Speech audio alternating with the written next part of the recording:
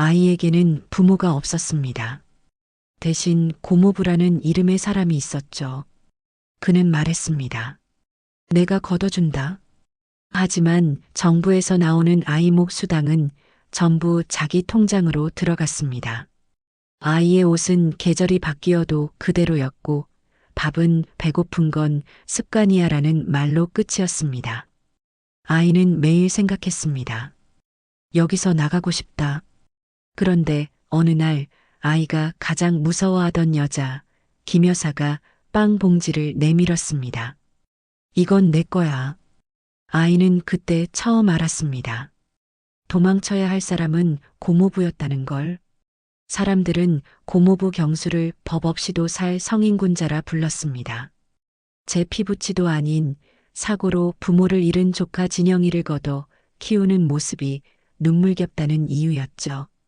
하지만 그건 지독한 연극이었습니다. 제 아버지가 남긴 작은 보상금과 매달 나오는 수당은 경수의 술값과 도박 자금으로 사라졌고 7살 진영이에게 남겨진 건 곰팡이 핀 단칸방과 차가운 구박뿐이었습니다. 경수는 산중턱에 위치한 거대한 개인 요양병원의 자벽부로 일했습니다. 그곳은 대한민국 최고의 권력자들이 마지막 숨을 고르는 산중개인 요양병원이었죠. 경수는 그곳의 주인인 강 원장에게 잘 보이기 위해 늘 진영이를 데리고 출근했습니다. 애가 집에서 혼자 울어서요. 제가 옆에 두고 일하겠습니다. 라는 뻔한 거짓말로 원장의 동정심을 샀고 진영이는 병원 뒷마당 낡은 창고에 갇혀 경수가 일을 마칠 때까지 숨죽여 기다려야 했습니다.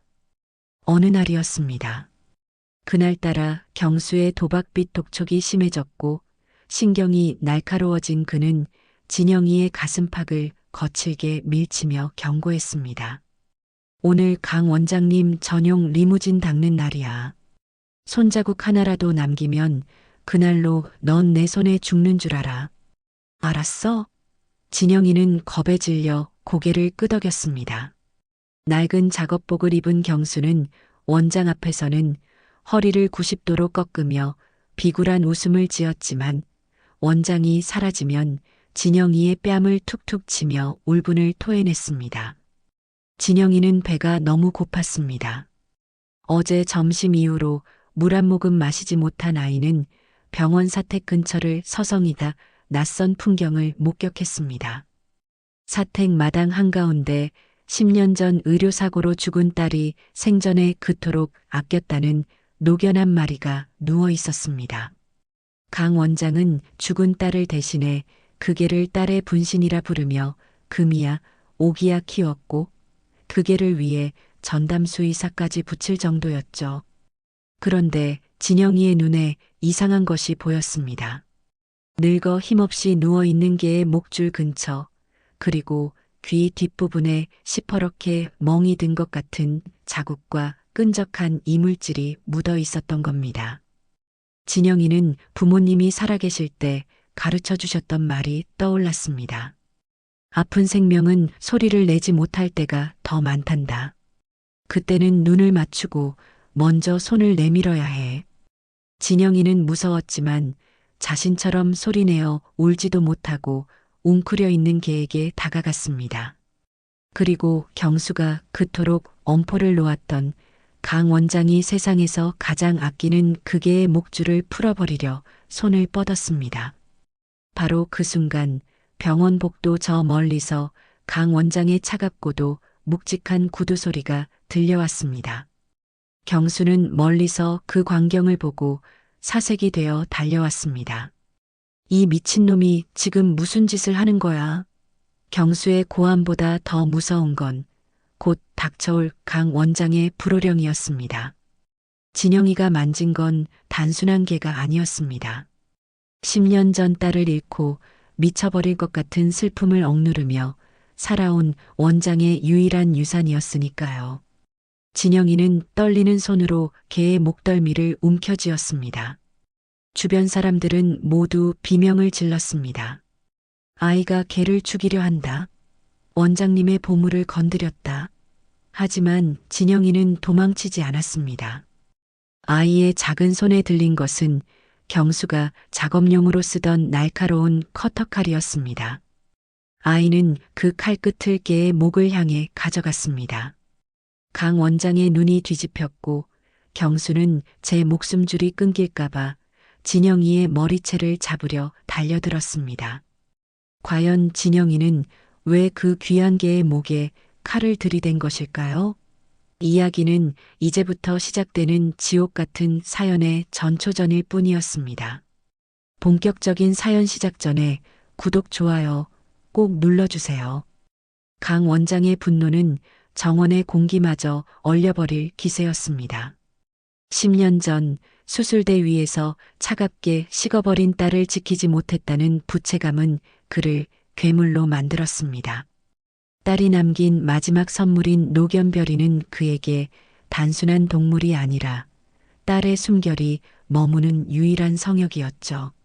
그런데 감히 자벽부의 조카라는 꼬마가 그 성역에 칼을 들이대다니요. 당장 그 손 치우지 못해.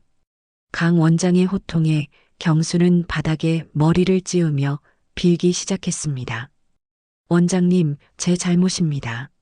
이 새끼가 미쳐서 그럽니다. 제가 당장 처리하겠습니다. 경수는 눈이 뒤집혀 진영이의 머리를 낚아채듯 밀쳐냈습니다. 7살 진영이는 돌바닥에 무릎이 까진 채 나뒹굴었지만 손에 쥔 커터칼만은 놓지 않았습니다. 아니야. 걔가 아파서, 죽을 것 같아서. 진영이의 작은 목소리는 경수의 거친 욕설에 묻혔습니다.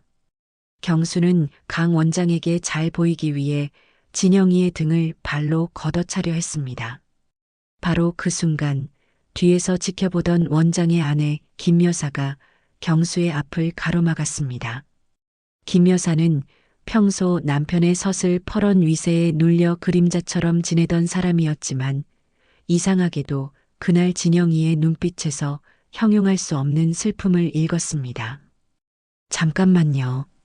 애가 하는 말을 들어봐야죠. 김 여사의 만류에도 강 원장은 별이에게 달려갔습니다. 그런데 별이의 상태가 이상했습니다. 평소라면 주인을 보고 꼬리를 흔들어야 할 녀석이 눈을 뒤집은 채 거품을 물고 있었던 겁니다. 진영이가 칼을 댔던 목줄 주변은 이미 피가 배어나오고 있었습니다. 사람들은 아이가 개를 난도질했다고 생각하며 경악했습니다. 하지만 강 원장이 가까이 다가갔을 때 그는 자신의 의사 경력을 통틀어 가장 충격적인 광경을 목격했습니다. 진영이가 칼로 찢어낸 것은 개의 살점이 아니었습니다. 별이의 목줄 안쪽에 깊숙이 박혀 있던 누군가 고의로 심어놓은 듯한 날카로운 철사 조각과 그로 인해 발생한 거대한 종양의 고름주머니였습니다. 진영이는 무서운 고모부의 매질보다 숨을 못 쉬어 꺽꺽대는 별이의 고통이 더 크게 들렸던 겁니다. 아이는 삼촌이 작업할 때 쓰던 칼로 별이의 목줄을 강제로 끊어냈고 압박 때문에 터지기 일보 직전이었던 부어오른 부위를 정확하게 터뜨려 고름을 빼낸 것이었습니다. 강 원장은 떨리는 손으로 별이의 상처 부위를 살폈습니다. 만약 5분만 늦었어도 별이는 기도 폐쇄로 목숨을 잃었을 상황이었습니다. 7살 아이가 동물적 감각으로 응급처치를 해낸 것입니다. 원장은 멍해진 얼굴로 진영이를 바라보았습니다. 너, 이걸 어떻게 알았니? 진영이는 눈물을 닦으며 대답했습니다. 엄마가 그랬어요. 아픈 건 떼어내야 살 수 있다고. 별이가 저보고 살려달라고 했단 말이에요. 진영이의 해맑은 대답에 강 원장의 가슴 한구석이 찌릿하게 울렸습니다. 10년 전 수술실에서 딸을 살려달라며 울부짖던 자신의 모습이 이 작은 아이와 겹쳐 보였기 때문입니다. 상황이 묘하게 돌아가자 당황한 것은 경수였습니다. 그는 아이가 칭찬받는 꼴을 두고 볼 수 없었습니다. 혹시라도 진영이가 입을 열어 자신의 학대 사실을 말할까봐 겁이 났죠. 원장님, 속지 마십시오. 이놈이 평소에도 동네 고양이들을 괴롭히던 놈입니다. 순 우연일 뿐이에요. 경수는 진영이를 끌고 가려 했지만 이번에도 김 여사가 먼저 움직였습니다. 그녀는 진영이의 흙투성이가 된 손을 손수건으로 닦아주며 말했습니다. 아니요. 이건 우연이 아니에요. 원장님, 이 아이 손을 보세요. 흉터가 가득해요. 이건 일을 하다가 생긴 상처들이잖아요. 김 여사의 지적에 강 원장의 시선이 진영이의 손등으로 향했습니다. 7살 아이의 손이라고는 믿기지 않을 만큼 굳은 살이 박여 있고 담뱃불에 데인 듯한 자국까지 선명했습니다. 경수의 안색이 순식간에 잿빛으로 변했습니다. 경수 씨, 자네 조카라고 했나? 애 손이 왜 이 모양이야? 강 원장의 낮은 목소리에 서늘한 분노가 서렸습니다. 경수는 식은땀을 흘리며 말을 더듬었습니다. 그게 애가 워낙 장난이 심해서. 분위기를 반전시키기 위해 경수는 서둘러 화제를 돌렸습니다. 원장님, 리무진 세차 다 끝냈습니다. 지하 비밀고 정비도 제가 다 해뒀으니 내려가 보시죠. 강 원장은 무거운 침묵 끝에 진영이를 한 번 더 쳐다보고는 사택 지하로 발걸음을 옮겼습니다. 그곳은 병원 본관과 연결된 오직 원장만이 출입할 수 있는 비밀스러운 공간이었습니다. 경수는 안도하며 진영이를 창고로 밀어 넣었습니다. 하지만 경수는 몰랐습니다. 진영이가 별이를 구하면서 우연히 주었던 작은 열쇠 하나가 강 원장이 10년 동안 숨겨온 딸의 죽음에 얽힌 거대한 비밀과 경수의 악행을 동시에 무너뜨릴 판도라의 상자 열쇠라는 사실을 말이죠. 진영이는 창고 구석에서 김 여사가 몰래 쥐어준 빵 봉지를 꼭 껴안았습니다. 그리고 생각했습니다. 별이가 말해준 지하방에 그게 있을까? 아이의 순수한 호기심은 이제 거대한 폭풍이 되어 평창동의 고요를 깨뜨릴 준비를 하고 있었습니다. 강 원장의 개인 사택 지하에는 병원 기록물 보관소라는 명목하에 철저히 봉인된 비밀 금고가 있었습니다. 경수는 그곳의 청소를 도맡으며 원장의 신임을 얻으려 애썼지만 사실 그의 목적은 따로 있었습니다. 원장이 자리를 비운 사이 금고 안에 있을 현금이나 귀중품을 훔쳐 도박빚을 갚으려는 속셈이었죠. 경수는 진영이를 창고에 가두며 윽박질렀습니다. 너 오늘 여기서 한 발짝이라도 나오면 그땐 진짜 다리 몽둥이를 분질러 놓을 줄 알아. 하지만 경수가 리무진 세차를 마무리하러 간 사이 진영이는 아까 별이를 구하며 주었던 낡은 열쇠를 만지작거렸습니다. 별이의 낡은 목줄 틈새에 숨겨져 있던 그 열쇠에는 윤이라는 희미한 이름표가 붙어 있었습니다. 바로 10년 전 세상을 떠난 원장의 딸 윤희의 유품이었죠. 진영이는 마치 무언가에 홀린 듯 창고 뒷문을 빠져나와 지하 계단으로 향했습니다. 별이가 아까 진영이의 귀에 대고 끙끙대며 알려준 차가운 방이 바로 그곳이었기 때문입니다. 지하 금고 복도는 서늘했습니다. 진영이는 조심스럽게 안쪽으로 발을 내디뎠고 그곳에서 충격적인 장면을 목격했습니다. 경수가 원장의 눈을 피해 금고의 보안 센서를 무력화시키려 전선을 만지고 있었던 것입니다. 경수는 탐욕에 눈이 멀어 침을 흘리며 중얼거렸습니다. 이것만 열면 평창동 바닥드는 건 일도 아니지. 그 꼬맹이 놈은 고아원에 쳐넣어버리고. 진영이는 숨을 죽이고 그 모습을 지켜보았습니다. 지금까지 믿었던 고모부의 입에서 나온 잔인한 진실에 가슴이 무너져 내렸습니다. 그때 경수가 실수로 보안 경보 장치를 건드렸고 요란한 사이렌 소리가 병원 전체에 울려 퍼졌습니다. 당황한 경수는 근처에 숨어있던 진영이를 발견하고는 낯빛이 변했습니다. 너, 내가 왜 여기 있어? 이 새끼가 감히 여길 들어와? 경수는 제 범행이 들통날까봐 오히려 진영이에게 모든 죄를 뒤집어 씌우기로 결심했습니다. 그는 진영이의 목덜미를 낚아채 금고 앞으로 끌고 갔습니다. 마침 사이렌 소리를 듣고 강 원장과 김 여사가 지하로 뛰어내려왔습니다. 경수는 기다렸다는 듯 연기를 시작했습니다. 원장님, 이 녀석이 제 말을 안 듣고 여길 들어와서 금고를 만지고 있었습니다. 제가 말리려는데 이미 경보가 울려버렸어요. 경수의 뻔뻔한 거짓말에 강 원장의 얼굴은 차갑게 식어갔습니다. 원장에게 이 금고는 죽은 딸의 수술 기록과 유품이 보관된 성소였기에 침입자는 누구든 용서할 수 없었습니다. 강 원장이 진영이를 향해 지팡이를 치켜들려는 찰나 진영이가 떨리는 손으로 아까 그 열쇠를 내밀었습니다. 이거 별이가 줬어요. 별이가 이 안에 있는 언니가 춥대요. 그 말에 강 원장의 손이 멈췄습니다. 언니라니요. 10년 전 죽은 딸을 이 아이가 어떻게 안단 말입니까? 김 여사 역시 직감적으로 무언가 잘못되었음을 느꼈습니다. 강 원장은 떨리는 손으로 진영이가 내민 열쇠를 받아들었습니다. 그것은 딸 윤희가 죽기 전 소중히 간직하던 보석함의 열쇠였습니다.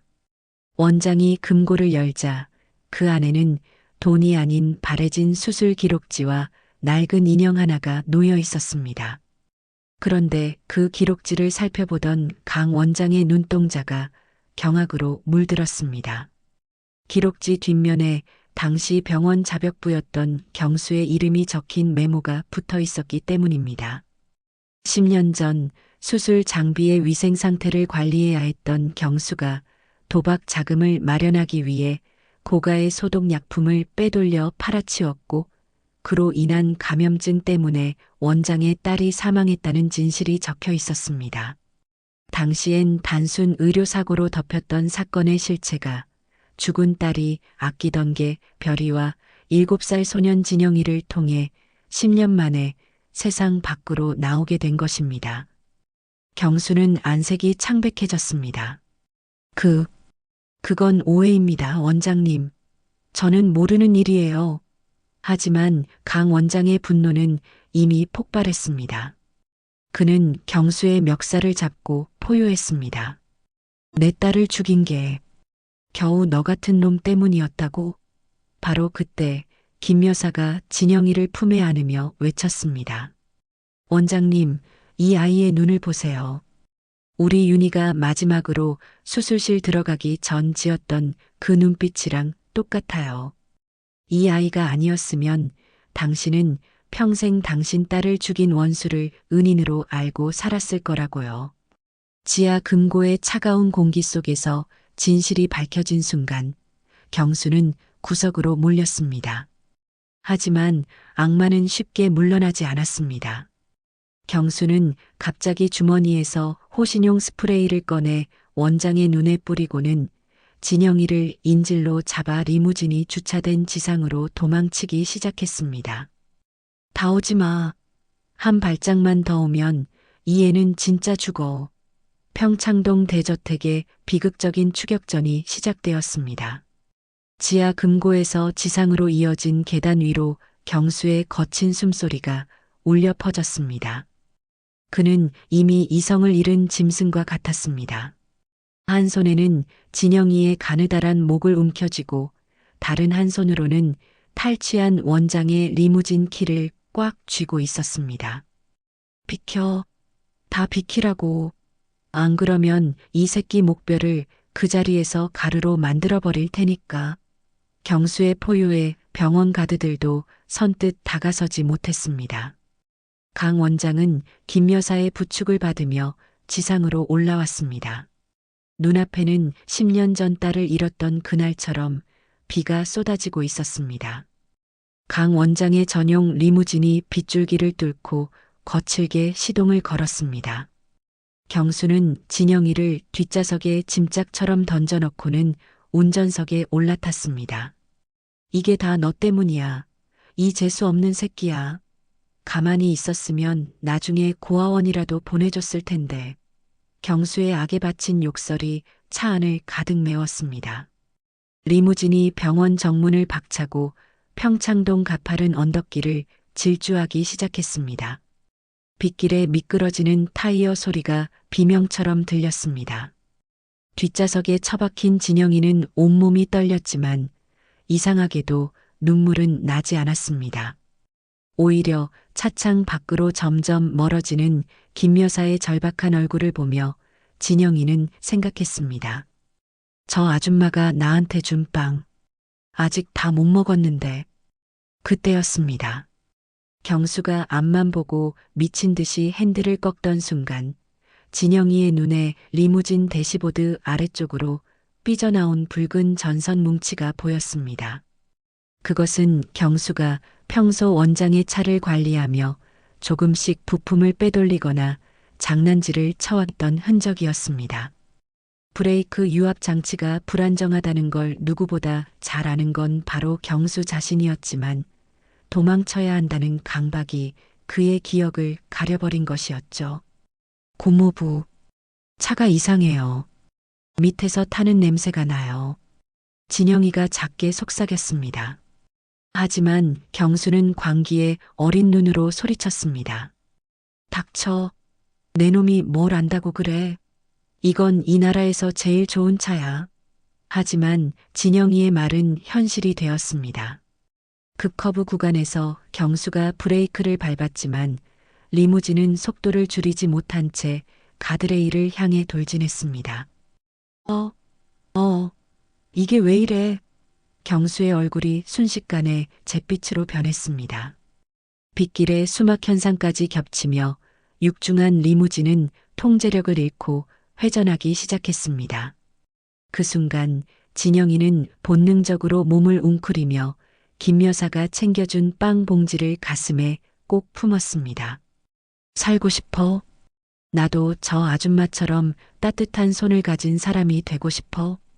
차체는 굉음과 함께 벼랑 끝 가드레일을 들이받고 멈춰 섰습니다.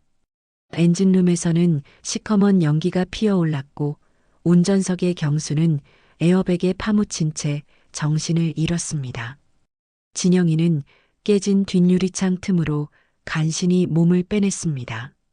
비에 젖은 아스팔트 위로 기어나온 아이의 눈앞에 불빛을 밝히며 달려오는 강 원장의 차량 행렬이 보였습니다. 강 원장은 차가 멈추기도 전에 문을 열고 뛰쳐나왔습니다. 피투성이가 된 진영이를 발견한 원장은 지팡이도 내팽개친 채 바닥에 무릎을 꿇었습니다. 진영아, 진영아, 정신 차려라. 원장의 목소리는 10년 전 딸의 이름을 부를 때보다 더 간절했습니다.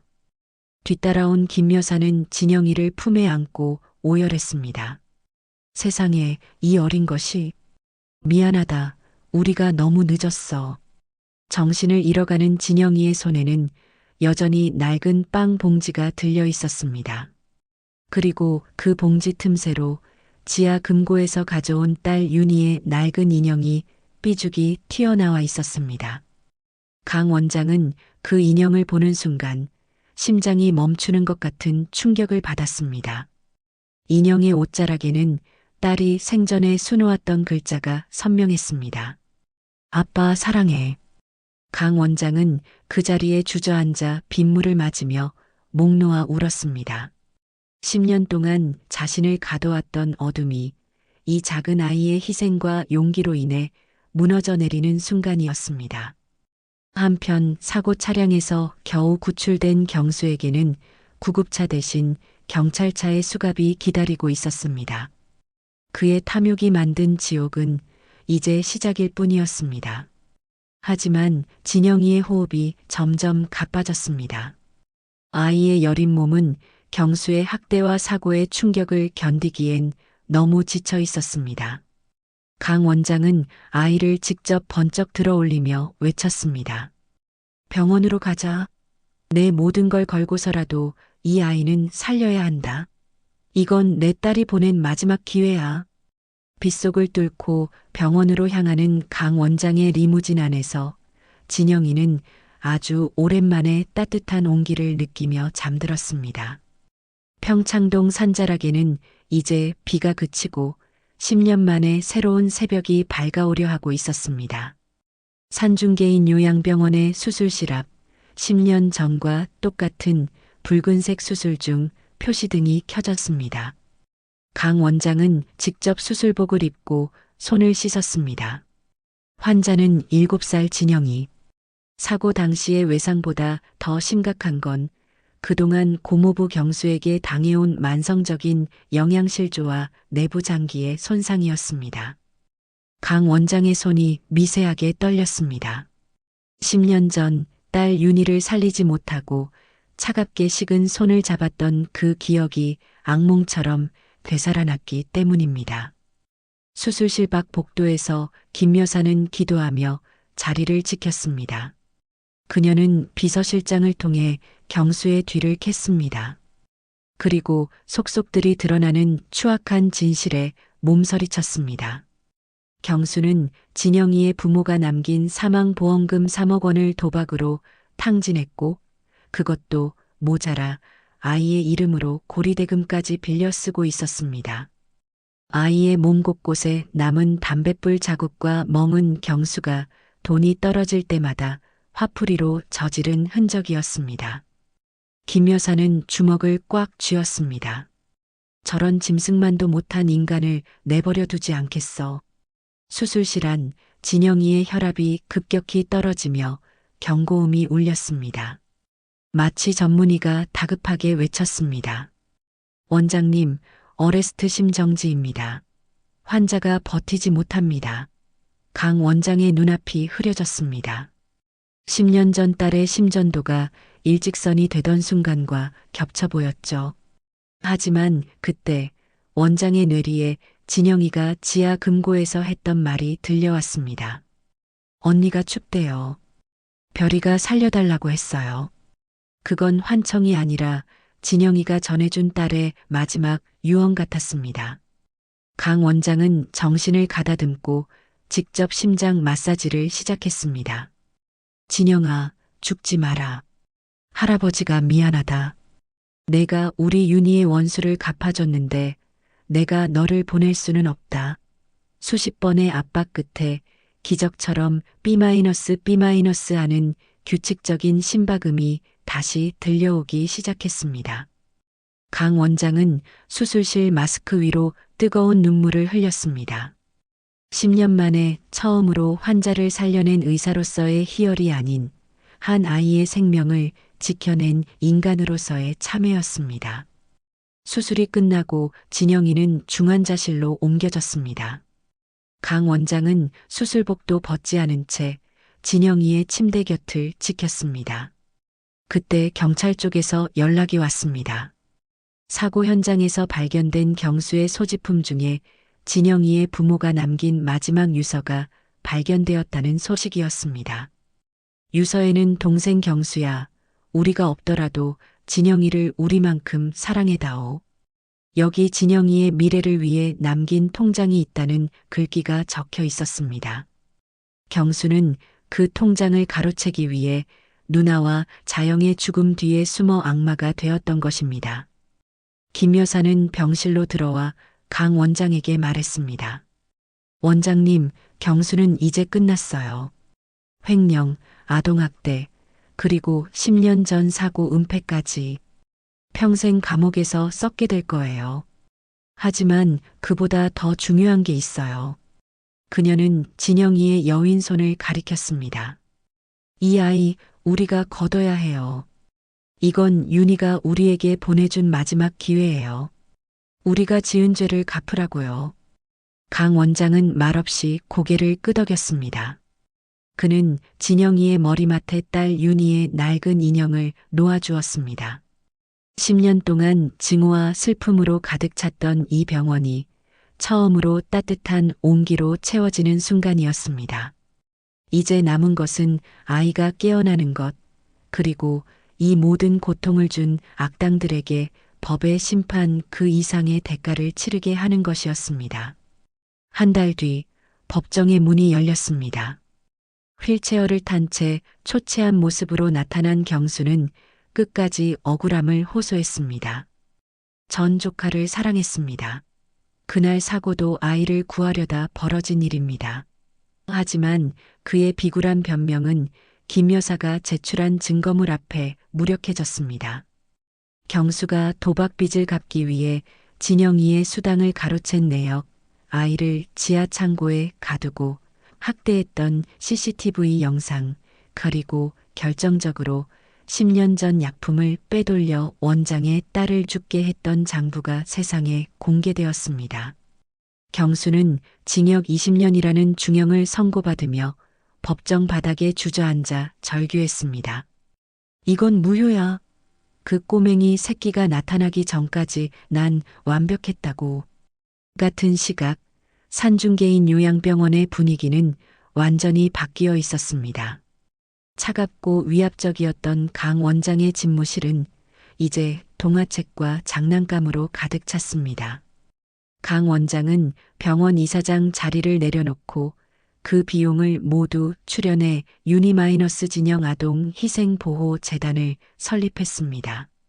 10년 전 딸을 잃고 멈췄던 그의 시계가 이제 아픈 아이들을 살리는 시간으로 다시 흐르기 시작한 것입니다. 김 여사는 더 이상 남편의 눈치를 보지 않았습니다. 그녀는 진영이의 정식 입양 절차를 밟으며 아이의 성을 강 씨로 바꾸고 자신의 아들로 받아들였습니다. 진영이는 이제 더 이상 곰팡이 핀 창고에서 떨지 않습니다. 햇살이 잘 드는 사택 2층 방에서 아이는 강 원장이 직접 깎아준 나무 강아지 인형을 가지고 놉니다. 노견별이는 진영이의 곁에서 평화롭게 낮잠을 자고 아이는 매일 아침 김 여사가 굽는 고소한 빵 냄새에 눈을 뜹니다. 엄마, 아빠, 별이가 오늘 산책하고 싶대요. 진영이의 맑은 목소리가 정원에 울려 퍼지면 강 원장은 세상에서 가장 인자한 미소를 지으며 아이를 품에 안습니다. 이야기의 마지막은 강 원장이 지하 금고를 폐쇄하고 그 자리에 아이들을 위한 작은 도서관을 만드는 것으로 끝이 납니다. 죽음과 비밀이 가득했던 지하는 이제 아이들의 웃음소리로 가득한 희망의 공간이 되었습니다. 진영이는 가슴에 품고 있던 부모님의 사진 옆에 이제는 강 원장과 김 여사와 함께 찍은 가족 사진을 나란히 놓았습니다. 아기는 제 욕망의 무게에 짓눌려 파멸했고 상처받은 아이는 새로운 가족의 품에서 치유되었습니다. 10년 전의 비극은 그렇게 7살 소년의 순수한 용기로 인해 가장 아름다운 기적으로 마무리되었습니다. 평창동 산자락에 내리쬐는 따스한 햇볕 아래 이제 진영이는 더 이상 도망칠 곳을 찾지 않습니다. 여기가 바로 아이가 그토록 꿈꾸던 진짜 집이었으니까요.